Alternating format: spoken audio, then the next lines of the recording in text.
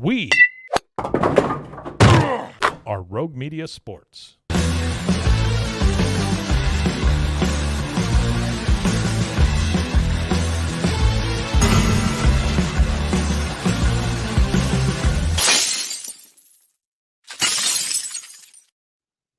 God, I love peanut butter crackers, man. I fucking love peanut butter crackers, Zach. If no one eats that last pack, I'm going to eat it. If no one eats it by the time this show is done, Now I'm this going to is go and eat it. the one with the cheese crackers, though, right? Yeah, I really, honestly, I like any kind of peanut butter crackers, but these ones are like the orange deal. Yeah. And there's only 4 of them in a pack. First world problems, as the kids would say. Dude, this sucks. I don't have any Patriots game to go nuclear over. What am I supposed to do on a Monday when I can't go nuclear on the what is now probably the worst team in the league? Did you see what Carolina pulled off yesterday? Yeah. Maybe that's where we start. Are the Patriots now the worst team in the league? With the Andy Dalton era being ushered in with a victory for the Carolina Panthers and becoming the only quarterback this year to throw for 300 yards. You just gave me that look. Yes, I'm not kidding. Out of all the games. Look it up. Look it up. It came across my TL yesterday, and I was like, oh, my God. It has been like a weird first month for quarterbacks. Weird first 3 weeks. Offenses are going down. Passing is going down. Field goals are going up. It culminates with the Chiefs on a 9-game winning streak, including the playoffs from last season, by a combined 54 points margin of victory. Combined? I thought that was fascinating. It is the slimmest margin of victory over a 9-game winning streak in NFL history. 54 points. That's what the refs will do for you. Honestly, I don't think the reffing has been any worse than it normally is. So you got that, Zach? Yeah, I'm pulling up, and something that I shows now I that need there's the more. affirmation. Now I need the affirmation. The one that I saw shows that there's more, including I'm looking at the box score yesterday to make sure. Fine. Yeah, Dak had over 300 last night. Or yesterday afternoon. But yeah, but then Andy Dalton puts out a good performance, and the Panthers actually win a game. So maybe was Dak the only one though? No. Okay. Caleb Williams did yesterday. Tua did back on 9-8. Geno Smith did on 9-15. Andy Dalton is 5th. So, okay. And then hear me out. Uh-huh. The only white quarterback to throw for 300 yards and the only ginger quarterback to throw for 300 yards. Ginger maybe, because Brock Purdy and Matthew Stafford and Jared Goff have all thrown for 300 yards in a game this season too. Andy Dalton this led. And Brock Purdy, depending on the light, might have a little ginger tinge. Maybe. The only man, that's a full-blooded ginger though with Andy Dalton. Oh yeah. The only ginger quarterback to throw for 300 yards. It has been a renaissance of a game for Andy Dalton, and now the Panthers have, I don't want to say hope necessarily, but something. Jacoby Brissett's not going to throw for 300 yards in the game this year. No. That's for damn sure. He's not going to do that. Not with this team. So they will have that over the Patriots all season long. Oh, man. So, yeah, maybe they are the worst. I think the win just makes things weirder in Carolina. I really do. Because... Oh, it doesn't... Yeah. In terms of, the Bryce Young situation? Yeah. Yeah, no, it's definitely weird. So I think it becomes... But are they better than the Patriots right now? I mean... both teams have one win. Okay, do you think it's the Raiders too? I mean, it's not like they were playing. Yeah. I mean, not saying and the Raiders also stink, but they beat Baltimore last week. Well, true. They're not going to be a good team. I did not have the Patriots, but I could take the solace in watching end to end the Dallas Cowboys in that game. Which was embarrassing for most of the game. They made something of a comeback. I mean, they did. They cut it to 3 with a decent amount of time left, 3 minutes left.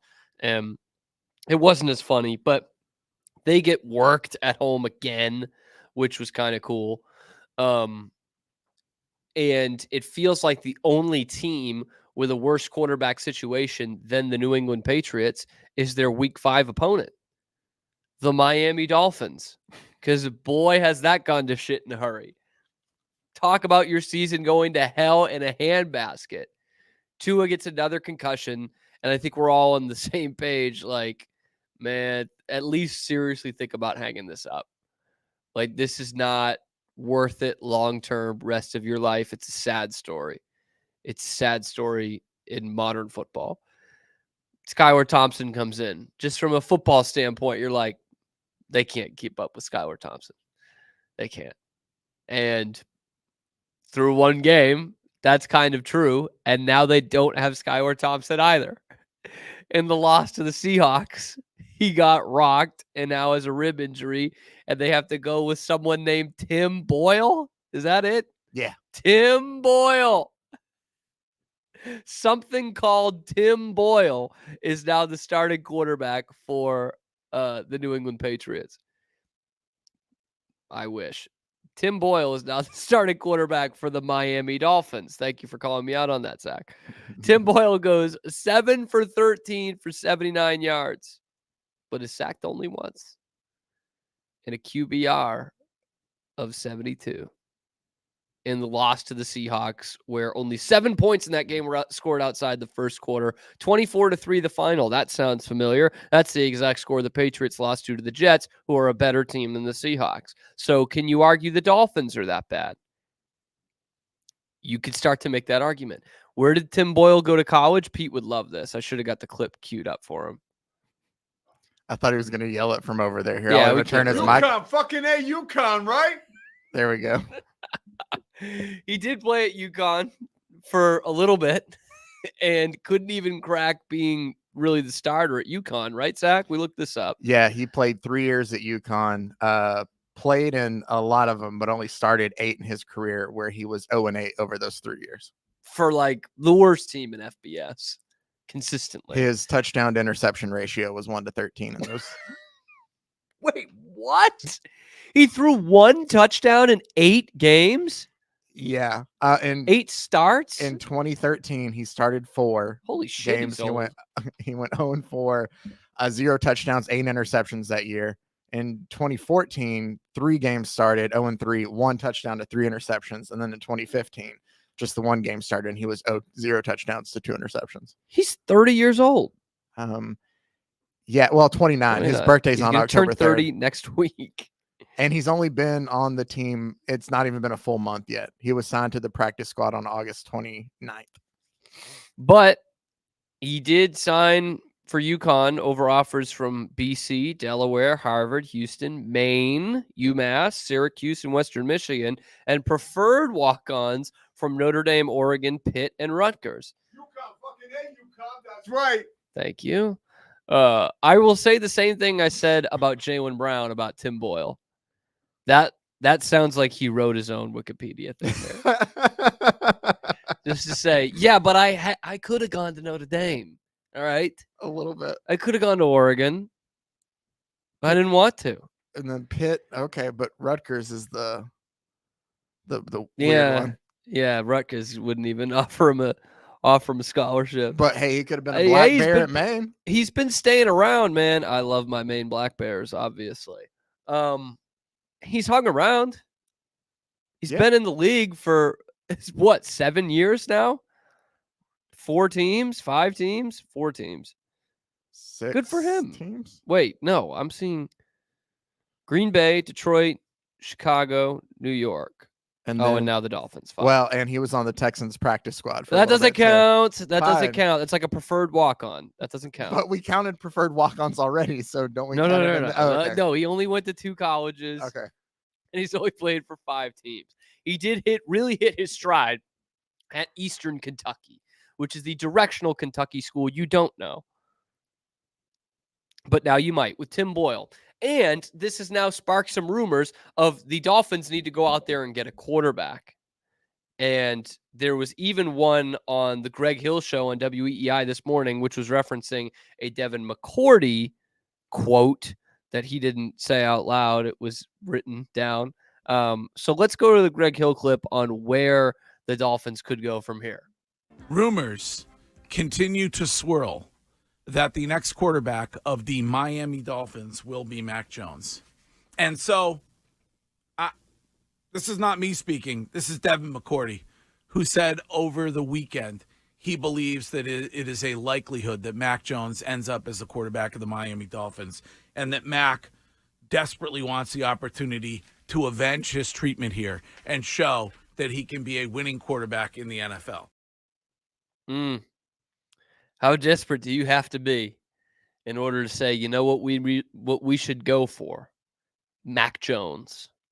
That's where we should turn to. What AFC East team would think, let's go with Mac Jones? And honestly, this isn't crazy to me. This is not a crazy idea to me. Zach, could you do me a favor while I'm talking about this? Do you know in like Pro Football Reference where you can compare players, compare them by their stats? Yeah, I believe so. I'd love to get a breakdown on Mac Jones versus Skylar Thompson here. All right. On whether they maybe even should have thought about him before Skylar Thompson got hurt. So now Mac is the backup for Jacksonville. Traded this year for what, like a 6th round pick or something? Guy was picked 15th overall.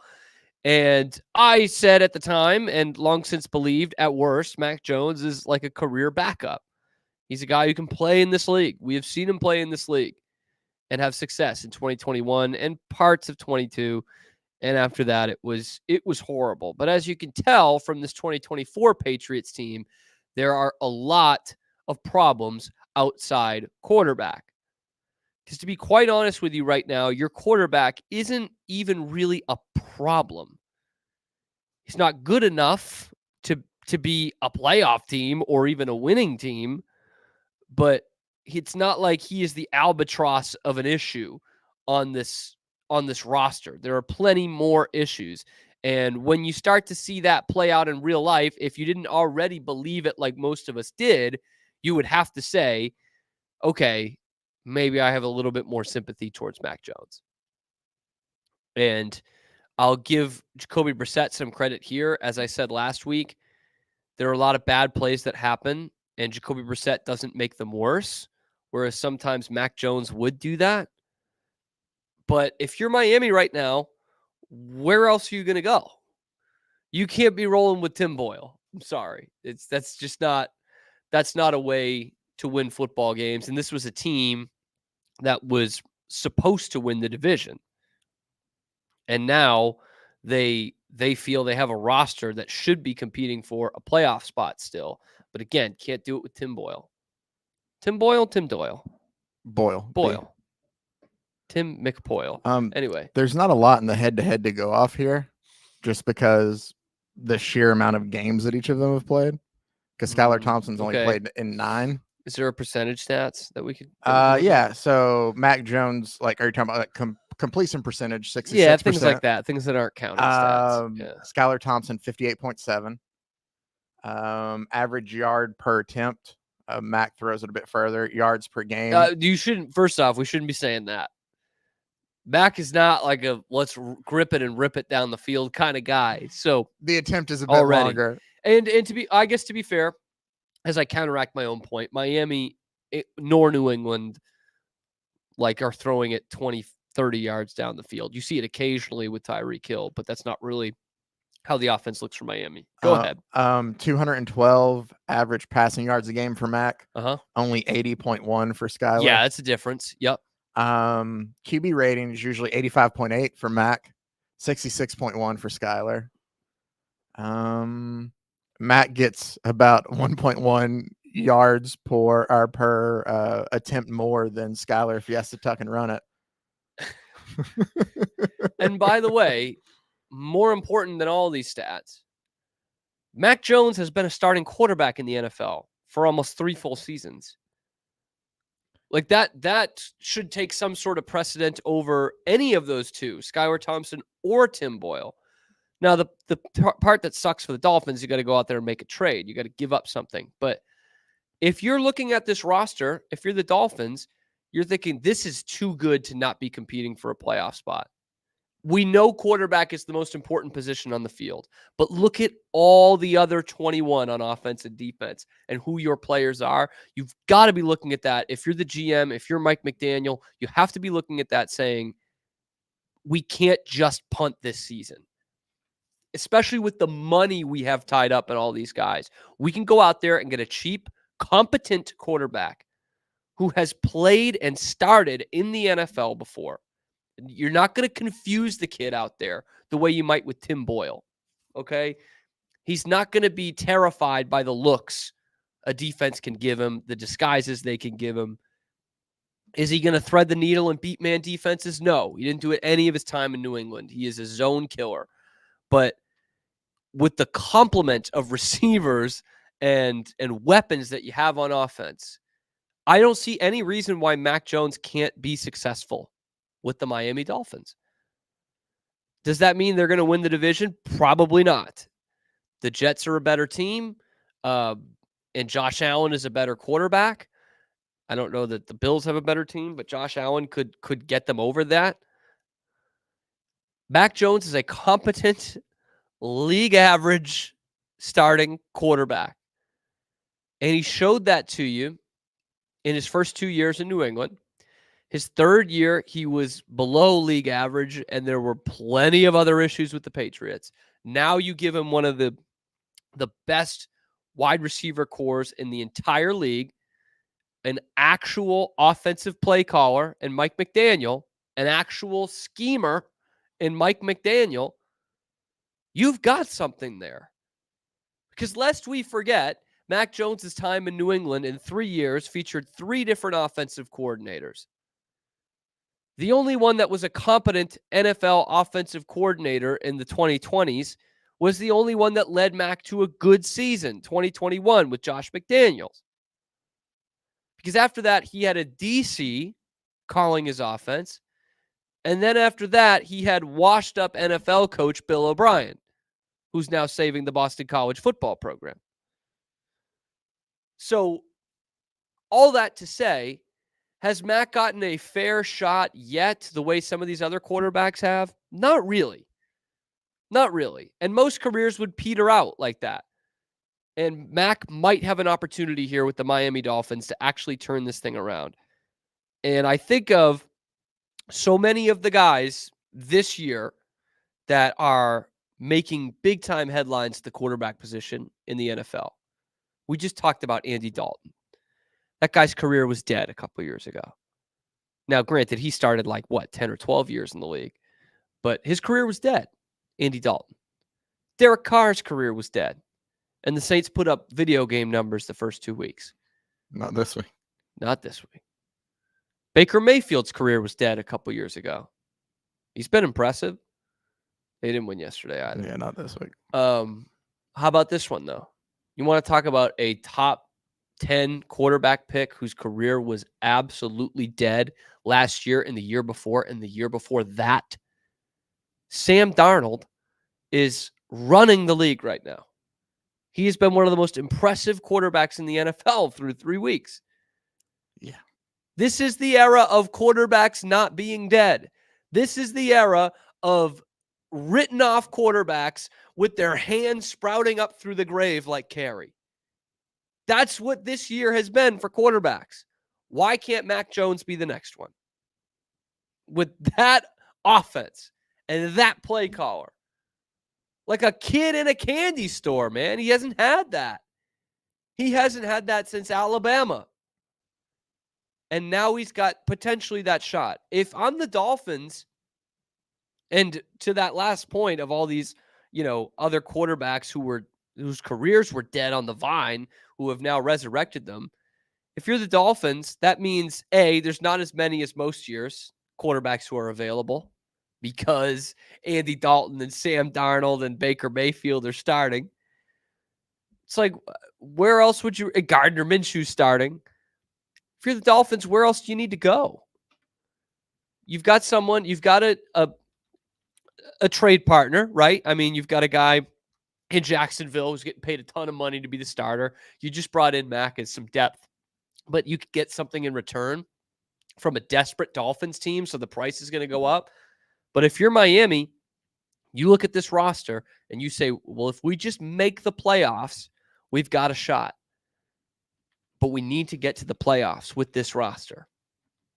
I don't think you need to look any further than Mac Jones, which would be fascinating that in 2 weeks, week 5 of the NFL season, the Miami Dolphins will be playing in Foxboro, Massachusetts against the New England Patriots. You heard it in that Greg Hill clip there. That's what McCourty was saying. He wants a chance. Mac Jones wants a chance to come back and prove to New England that they were wrong about him. And I am just already planning for this absolute letdown by the Patriots in a couple weeks against the Dolphins when Mac Jones comes in and he's got Tyreek Hill and Jalen Waddle to throw to instead of Tyquan Thornton and Kendrick Bourne and Nelson Aguilar, and he is going to rip the Patriots to shreds. I could see that. I could see that happening.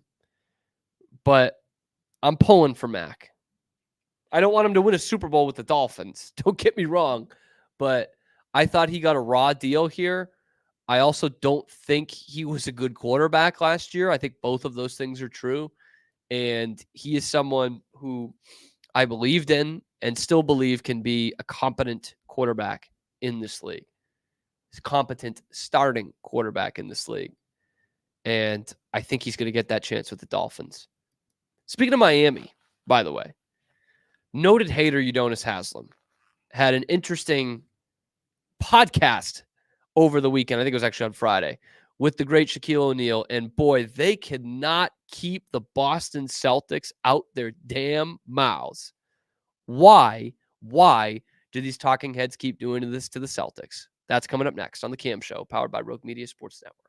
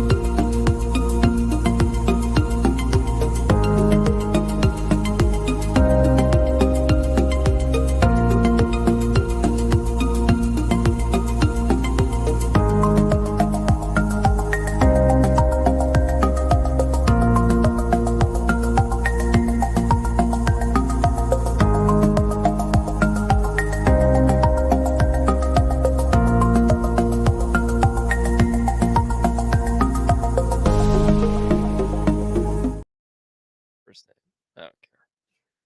Pete's into it. It's not bad, man. I'm telling you. Maybe we'll talk about that when I bring you on, or we'll just leave the fans in mystery here. Anyway, again, I don't have a Patriots game to go nuclear over, so I've shifted my focus to basketball, as in I can go way nuclear over this, and I'm sure by, I'd say week 5 or 6, I might be fully back into basketball mode, Zach. Both for the college ranks and the professional ranks, I might be all in on basketball in early October. More so than hockey? Well, I'm always locked into hockey. Okay. Yesterday, I was watching the Bruins preseason opener on split screen while watching the Cowboys. 2 different screens.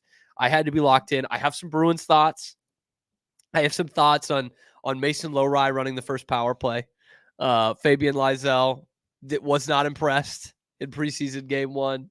Georgi Merkulov, I thought, had 2 chances to score, and the puck hopped over his stick both times. Not impressed. Plenty of Bruins preseason thoughts, Zach. We will get there in the coming weeks. Play like 10 preseason games. That's a lot. And 4 of them are in Quebec City. Why? I don't know. They're trying to. Quebec City wants a franchise again so bad, and I don't know. Should they get one? I'm always wary of this. Like, it's not that I don't feel bad for the fans, but like every time there's expansion talk in any sport, people are like, "Let's put it back in this city where it failed before." And I know it's not all these are created equal. Yeah, but like basketball. Where's the place everyone wants to go now? Seattle was fine for a long time, like in terms of a fan base and its support. And that felt like an owner who just wanted to get the team out of there. Yeah. Sacramento, decent fan base, tough city to survive in pro sports. Like if the Kings ever leave Sacramento, no team's going back there. Yeah, I agree. Hartford for hockey. We don't need another Hartford team. Okay, it did not work. It was too small. It was too alienated a fan base because you're, very close to New York City, which has a successful Original Six team. You're also probably a little bit or just as close to Boston, which has a very successful Original Six team, which has fans all over New England. Like, that's not going to work again. Yeah. Baseball in Montreal did not work. People didn't care. Seattle and basketball was a little bit different. That's a little bit more political, so to speak. Or football in St. Louis. But every time they're just like, oh, let's just do it again.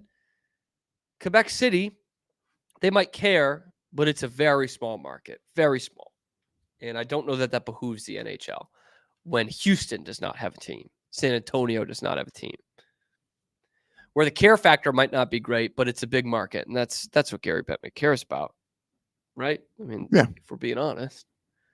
Like, would he rather have it in Portland or Quebec City? I think he'd rather have it in Portland. I think you're right. Just my 2 cents. Anyway, yeah, expansion NHL talk. That's how I was always gonna fire up this Celtics segment, was with NHL expansion talk and Georgi Merkulov. So I have said it before with you, Zach. This has felt a weird summer off season for the Celtics because the folks who cover the NBA or talk about the NBA still want to downplay this championship. It's bizarre, right? A little bit. Like, you see it from an outside perspective. I'm a homer. Yeah, but it does seem sometimes of like it was all are they going to finally get over the hump? And now they get over the hump, and but it was an easy hump for them to get over. That's what I'm talking about. Like, what do you want from them? And it's different from like the Patriots hate. The Patriots were the most hated team in America. Big time, like not even really close second. But I think most people would tell you they hated them because they were very good. And they didn't try to discredit championships, except for Rob Parker, that loser. But it wasn't like they were trying to say, oh, well, the Falcons should have been there. The Falcons were bums. I don't know. They played the Chiefs in 2018, but, Patrick Mahomes hadn't even become Patrick Mahomes yet. Like, they don't do that stuff. Yeah. With the Celtics, they are. It's very odd to me. And I have tuned out on some NBA teams, like with the Warriors won in 17 and 18. I was just kind of like, okay. But the whole discourse, the whole summer was how great this team is, great this run was. And here we have a team that went 16-3 in the playoffs after winning 64 games in the regular season and the best starting 5 in the league by a mile. And they're like, yeah, but everyone was hurt on the other teams. This might as well be a bubble title. It's like, what the fuck, man? And one of the chief haters of it all is Udonis Haslem. Can't even believe this guy has as big a platform as he does as a self-admitted hater. Like, I respect a hater. Trust me. As you can tell, I respect a good hater. But to pretend he's this unbiased NBA reporter for ESPN is very funny to me. Anyway, he has this podcast. This is the OG's podcast, I think, which is like the 10th or 12th podcast I've heard with that kind of name.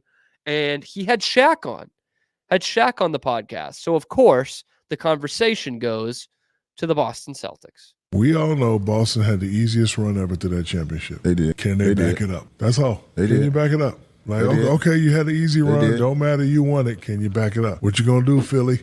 They did. Paul George. They did. Joel Embiid. What you going to do, Milwaukee? Hey. But Orlando. What y'all going to do? Miami. Hey. I love that they only mentioned one team that played the Celtics because all the other ones were dog shit and couldn't win their series to match up with the Celtics, right? The only one they mentioned there that actually played them was Miami because they were dog shit enough to play the number 1 seed in the first round. The others couldn't even get out of the first round to play them. Like, again, it's just this low-hanging fruit. Oh, we all know it was the easiest run ever. We all know that the Celtics were going to win. We all knew that. Did we all know that? Did we all know the Celtics were going to win because the road was so easy? I don't know. Maybe let's go back to hear who Shaq and Udonis Haslem picked to win in the NBA Finals. I like Dallas in this series. I like the way they're playing. I think this is a little special for Kyrie, maybe a little special for Porzingis as he plays, because I know he played in Dallas, but I think I like Dallas in this series. But overall in the series, I do think Dallas has been more battle-tested, and I do think in 7 games, Dallas will win. We all knew the Celtics were going to win. We just went on national TV and lied our asses off thinking Dallas was going to win because we don't like the Celtics. Or we truthfully picked the Mavericks because we didn't think the Celtics were going to win. Either way, you guys are a bunch of fucking frauds. Once again, there's like whole 5-6 minute compilations of the NBA media trying to downplay the Celtics from this year that I could have done. But this is good enough for me. We all knew the Celtics were going to win, but that was so easy. Give me a fucking break. Yeah, Shaq, I'm sorry they weren't playing those Iverson teams at the Sixers with Iverson and a bunch of JUCO jabronis.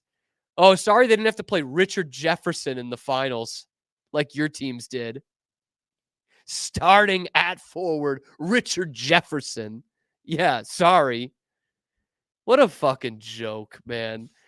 It's everything to take down this team. And I don't really get it, mainly because like there's nothing polarizing about this Celtics team. You know, like they tried to bring down LeBron's heat because LeBron was a divisive figure. You know, he was the biggest figure in the NBA. They've tried to do it with dynasties in the past because like it's teams that win so much you hate them, or guys who put on such theater that you have to talk about them. The Celtics haven't had either of those yet, and still people are trying to bring them down at every turn. It's like they're petrified that this Celtics team is going to go on to win another one and another one. That's the way I'm feeling about it. Like they will not be able to handle it if this Celtics team wins again. Because then what are they going to say? They have never tried to discredit an NBA championship team more than the Celtics have been this summer. Never. We've never gone through a summer where people have said, yeah, but that championship, that shouldn't even count. They didn't even do that with the bubble.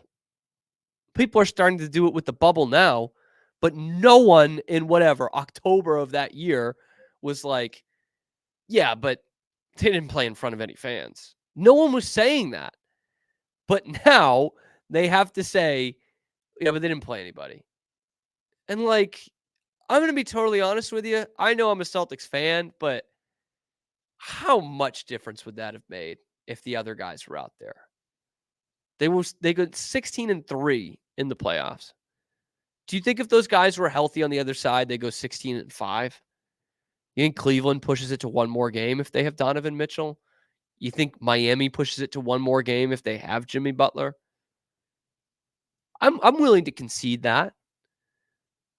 Okay, so they're 16-5 in the playoffs. They're still the NBA champions. They were the 1 seed. They don't need to go and play the number 2 seed in the first round. They don't need to go play these teams that everyone says are better. But what they will do is they'll play the teams that beat the teams that you said should be beating the Celtics. You think Philly should beat them. Well, the Knicks beat Philly and Indiana beat the Knicks. What do you want them to do? Oh, no, that shouldn't count. Celtics, we want to play the Knicks instead. Oh, Philly fell flat on their face in round 1, but we should be playing them because of the legacy. Or this Milwaukee thing didn't work out all fucking season. We had to fire our coach as the, second best team in the East at the All-Star break? Actually, the Celtics, we'd rather play them instead because you guys think they're better. It's bullshit, dude. They haven't done it with any other team. I just don't understand what the lightning rod thing is for the Celtics team. Like, what is so divisive? Why do people intensely hate this Celtics team? Like, they don't talk shit. They don't, bash each other in the media. They don't do weird TikTok stuff. They don't overly complain to the refs more than any other team does. I don't understand where this vitriol for this Celtics team is. I can understand why people don't like the 08 Celtics now because they get together all the time and talk about how great the 08 Celtics are. I love them, but I can understand why you might find that arrogant. Like, what has been arrogant about this Celtics team? It's just led to such brain dead takes. Like, remember when Kendrick Perkins said if you took Joe Mazzulla's brain and put it in a pigeon, the pigeon would start flying backwards? Like, what the fuck is he talking about, dude? He's so weird, man. It just... Here we go. This Celtics team, if they go on to become a dynasty, let's say 3 and 4 years like the Warriors did, if this Celtics team goes on to become a dynasty, they will have a grip on the NBA media the way Donald Trump has it on the national media. They will fucking break people if they are a dynasty. You can already see the NBA media and fans spiraling out of control because they can't handle that the Celtics won the NBA title. If they continue to win, they will be to the NBA world what Donald Trump is to the rest of the world. They will break these people. And that will be so delicious. The 2010s Patriots broke people. Broke Max Kellerman, broke Rob Parker, broke Skip Bayless, broke all these people. I can't wait. Broke Trent Dilfer. Trent Dilfer got out of media. That was the take that got him out of media. The Celtics are that close to being the Trump of the NBA and just breaking people.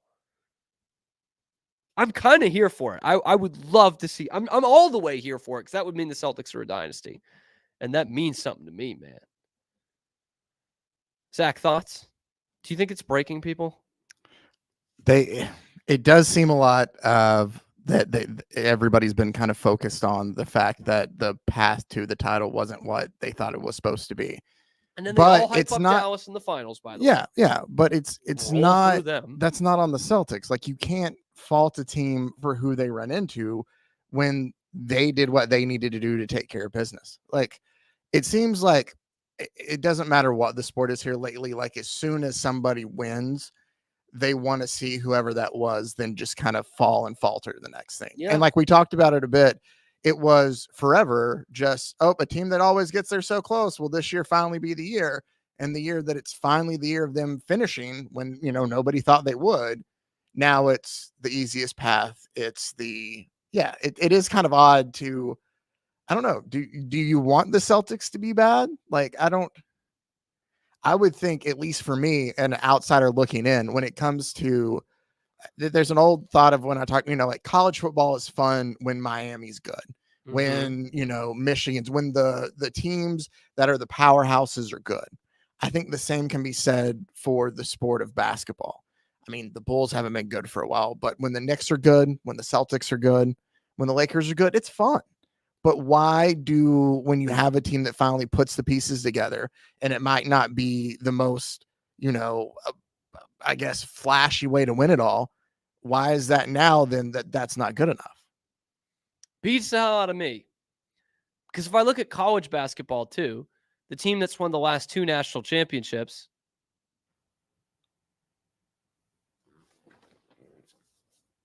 Oh, Fucking A, UConn. There we go. There we go. There we go. UConn, fucking A, UConn. That's right. Anyway, they've won like It's the only time I've turned Pete's mic on the whole time. The It's last- just for him to get the last that. 2 NCAA tournaments. They like haven't won a game by single digits. They've been so dominant, and no one has been like, well, what's their path? Who gives a shit? They're that much better than the rest. By the way, can we play that? Can we play that first clip real quick again? I want to. Udonis Haslem is insane in this clip. We all know Boston had the easiest run ever to that championship. They did. Can they back did. it up? That's all. They Can did. you back it up? Like, They did. okay, you had an easy They run. did. Don't matter, you won it. Can you back it up? What you gonna do, Philly? They did. Paul George, They did. Joel Embiid. What you gonna do, Milwaukee? Hey. But Orlando. What y'all gonna do? Miami. What like? So Have we tried turning Udonis Haslem off and then back on again? Did you hear that? He said the same 2 words 8 times over. They did. They did. They did. Like, what? So Shaq says they had the easiest road. They did. And then like 2 minutes later, he's like, what you going to do, Philly? They did. That's not a response to anything. Who is paying for this? Why is this sports media now to just say the same shit over and over? They did. This guy, I'm sure he knows a lot about basketball, obviously. Played a long time in the NBA. But sometimes just knowing shit doesn't mean you're good at media. Maybe try coaching. They did. They did. They did. Shut up. This is the state of our NBA media. And these will be the people that will be marching through the hills for decades to try and take down this Celtics dynasty if it becomes that. They will never respect it. And it's so weird and stupid. Anyway, speaking of weird and stupid, that's what you get when you get Pete Souza and I together. I won't tell you which one is which. We'll have it next.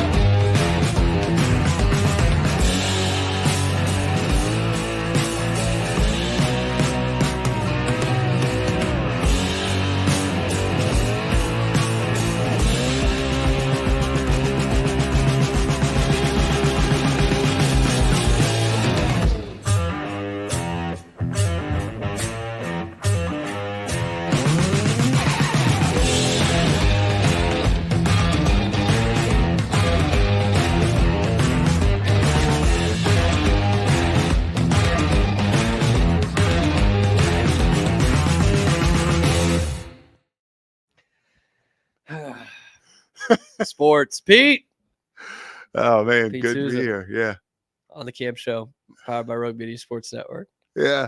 Do you think Milli Vanilli's getting an uptick in downloads from Spotify this weekend?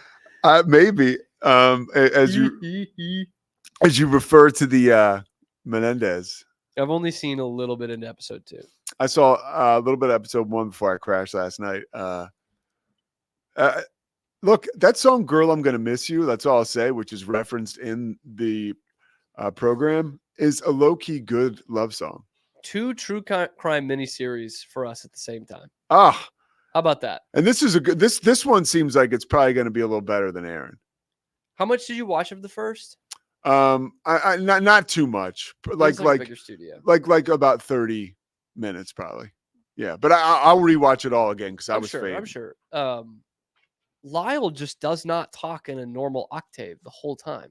He Which yells one's every Lyle's the scene. aggressive one, right? Yes. Yeah, that guy is going for it. I'm I just mean, like, okay, all right. well, I was like, I have to imagine Lyle Menendez probably is a little crazy, killed his parents, but like, but I was thinking the same thing. Like, are they gonna? Did we not know this guy was keyed up on coke the whole time? But that wasn't. They didn't let us in, and I've never heard anything to that degree. well, But there's yeah, some of that. There's some of that. There's some of that. Oh, there is in the Yeah. show.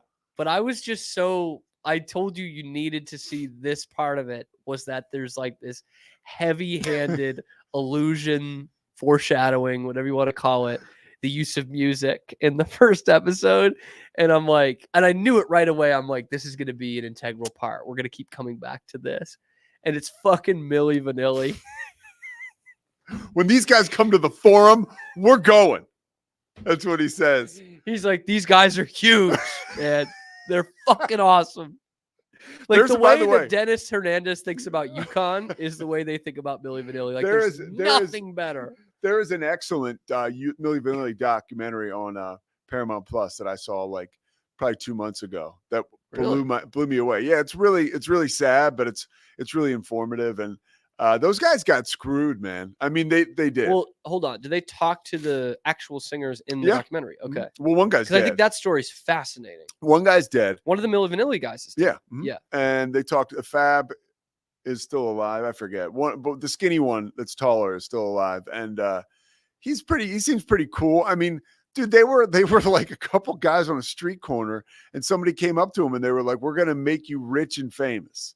Like nobody says no to that. No, I never blamed them for that. Yeah, and I mean, you kind of got to eat the shit when it hits the fan, but well, I don't blame their them whole for it. thing was, and their side of the story is, we always wanted to sing. We thought we could sing. We thought we were going to be able to sing, and we had signed all rights to have any say in that away. And by the time the train left the station, it was too late. It was going too fast, and it was stocked. And it's a wild. I mean, it's real tragic story because the one guy's dead, and he would get really screwed up because of it. I'm almost more fascinated by the singers who were like kept in bunkers and Yeah. well, then sworn to secrecy. They put NDAs, out an whatever. album. Both outlets, Milli Vanilli and both the real singers, put out an album at the same time, and I think both of them like a fart Didn't in do church, anything. Yeah. as my father used to say. That went over like a fart in church. Blame It on the Rain is a great song. There's a lot of really catchy songs. I mean, there's a reason why they went to #1 with a bullet. Yeah. Milli Vanilli. They had the look too, man. And what's too bad with They won a this- Grammy, dude. When I they won the know, I Grammy, know. that's when it was over. When they won the no Grammy, turning back, man. no, when they won a freaking Grammy. Like, how do you and they get caught at a concert, like a live concert, obviously. Yeah. The track starts skipping. But that isn't. But it's like, yeah. how do you even like if you're the executives, like what do you do? They can't not tour. Mm-mm. Especially then. I mean, Mhm. it's different now. Now you could maybe get away with it. Just Yeah. don't do a tour, just do a bunch of Spotify shit. For real. But yeah. like then you could not, there was no, like this was always going to happen is what I'm trying to say. Yeah. At some point this was going to happen. Yeah. And that must have been a shitty way to live, waiting for the other shoe to drop. Ugh. There was a Not lot a lot of of money, though. drinking and drug use that I think that came with that for those dudes. What I'm wondering about this Menendez documentary miniseries, it's the same people that did the Dahmer one. It's the same. It's Ryan Murphy, the Yeah, it's the executive same producer. thing. Okay. And they're working on another one already. I saw, but I don't remember what it was. Anyway, I imagine they're going to come back to the parents in flashbacks, but awesome actors for the Awesome. parents. Yeah. Chloe Sevigny and Javier Bardem. Javier Bardem is awesome. Who's gotten much better with his English. Remember Yeah. that was like, well, you remember he was like so self-conscious doing No Country for Old Men. He was like, I don't really speak English. Well, he didn't And have they were many, like, you didn't have many you don't have to. lines. Yeah. Like, and it was great. It was great. And now he's also playing a psychopath. That's with one of the most underrated actors of all time, the great Josh Brolin. Yeah. I think He he's doesn't get a lot to do. I think he's tremendous. That's a top 5 movie for me ever. No Country. Yeah, that's you'll never forget the first time you saw that one. Woo. Like where you were. Yeah, that's a It's great really movie. good. Mhm. I used to, survey that terrain out there, Sanderson, Texas. Oh, really? Is that so? Yeah. That's West Texas, obviously. Oh yeah. Yeah. Oh yeah. Glass Mountain country. You're not far from the border. Yeah. In fact, I think he actually crosses the border at Del Rio, not El Paso, which is where they send Del Rio. Yeah. Which is Del Rio. like an hour or so from Sanderson. Yeah. Sanderson has one of the best high school football stadiums in the state, by the way. It's like, so it was like 3 hours from Odessa, and there's like nothing in the last hour. Like, I'm not kidding, Pete. Nothing. You're just driving on the side of a mountain. And then you get there, and it's just this little town in one like kind of circle. And at the top of the hill is the high school football stadium. Like, no parking. It's literally at the top of a hill. And it's surrounded by these glass mountains, they call them, which is like the side of mountains, but with no, no greenery or anything. And it's called the Pit. And it's just smacking the center of the highest point in this town, basically. Like, everyone could just walk up to it on a Friday night. It's very cool. I wonder what people do out there for work. I was just thinking, like, what the hell goes on out there? I mean, don't I'm know. sure they wonder what the hell goes on where I grew up, but And like, I asked them, I was like, where is your nearest road game? And I'm like, it's about an hour 15. That was the farthest road game for me in high school. Hour and a half, maybe. dude, And you'd be like, why the fuck why is this team in here? Yeah. It's an hour away. swimming was the worst for us. When I was a kid at the Conestoga Swim Club, we would be like, we would have like an hour away. We go to like Glen Olden. Be like, what are we doing out here? That was crazy. I'm 6 years old. I'm traveling an hour to jump in a pool for 4 minutes. Hell yeah. What a waste of time. What a weird. I thought about that when I lived in West Texas, in that my grandparents growing up lived like an hour away from us in Massachusetts. And I think that limited us seeing them. Like, I couldn't pick out specific examples. By design, probably. By whichever Probably parent of helped a yours little was bit. related to that. And like, I can't pick out an example, but you would just like the mindset of like, oh, well, that's an hour away. I don't want to do that. Mhm. You know what I mean? 100%. And it's like, I was doing that every day in West Texas. Things were only an hour away. Anyway, how did we get into that? No Country for Old Men? No Country for Old Men, yeah. Nobody does. I've also thought of, Pete, after the weekends, because that's Mhm. when I watch real TV to watch football, of coming back with the worst commercial I watched over the weekend, because I think commercials are hilarious case studies in how stupid people can be. What's the worst one? Do you want to hear mine for this week? Of course. It's an iPhone commercial. And I ran it by Zach if we could play the whole commercial, but I don't think we can. So that's why I'm describing. Why? Why can't we play it? I don't know, just like copyright stuff, and it basically becomes a free ad, and I don't want to do that. Okay, you've got integrity. And it's I'll like give you like that. a minute long versus some of our clips are like 30 seconds. Anyway, it's an iPhone commercial, and it's these parents in their bedroom talking about the new iPhone, and you pan out, and the kids, like the teenage kids, are listening through the closed door to their parents in their bedroom. For what reason? Never explained. I never did that. Unless there was an explanation. Like, did you ever just sit outside your parents' bedroom on a weeknight? No, I mean, the most recent recollection I have of that is Aaron Hernandez outside of Terry Hernandez having a conversation with Urban Meyer Yes. and the high school principal as to when he'll leave to go to college. But I don't remember doing that. Okay. I mean, I'm sure I did, but I do not have a memory. I remember looking for Christmas presents to try to find them. Like, that is something under the cover of night I did.